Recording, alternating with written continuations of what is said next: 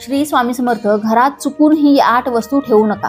तर चला जाणून घेऊया कोणत्या आहेत त्या 8 वस्तू. पण त्याआधी तुम्ही अजूनही या चॅनेलला सबस्क्राईब केलं नसेल तर चॅनेलला नक्की सबस्क्राईब करा.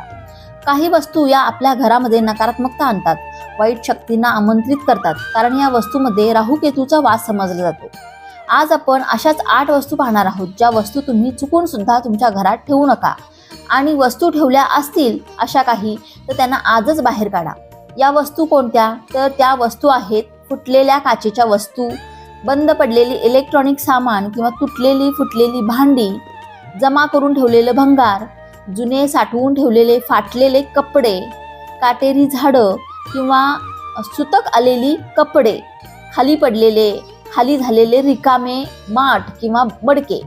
अशा वस्तू ज्या आहेत तर त्या राहू केतूचा वास मानला जातो आणि यामुळेच आपल्या घरामध्ये वास्तुदोष होतात.